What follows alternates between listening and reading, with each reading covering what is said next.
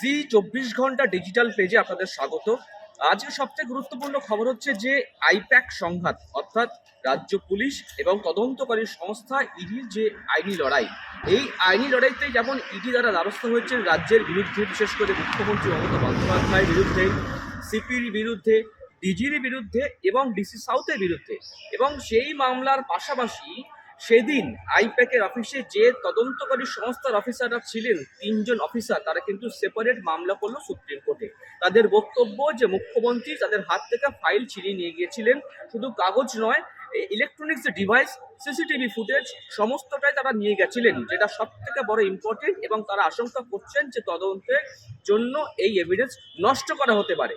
এবং তাদের প্রেয়ারটা কি, তাদের প্রেয়ার বা আবেদন হচ্ছে এইটা যে এই পুলিশের ইনভেস্টিগেশন বন্ধ করা হোক। এবং দ্বিতীয়ত তারা বলছেন যে সিবিআই ইনভেস্টিগেশন হোক। মুখ্যমন্ত্রী, সিপি এবং ডিসির বিরুদ্ধে কেন তারা বারবার এটা ইন্টারফেয়ার করলেন।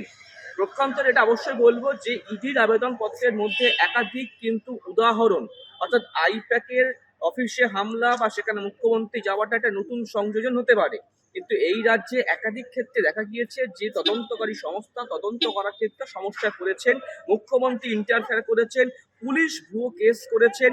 এবং কোর্টের মধ্যে যাতে শুনানি প্রক্রিয়া স্বাভাবিকভাবে চলতে না পারে সেই জন্য কিন্তু একাধিক ভিড় ক্রিয়েট করা হয়েছে, নানাভাবে তদন্ত ব্যাঘাত হয়েছে, অফিসে হামলা হয়েছে, অ্যারেস্ট করা হয়েছে, সিবি অফিসারদের আটক করা হয়েছিল।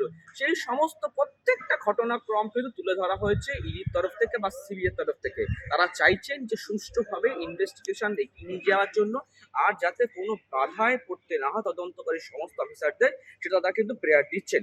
এই দুটি মামলা কিন্তু একত্রিতভাবে শুনানি হবে সুপ্রিম কোর্টে।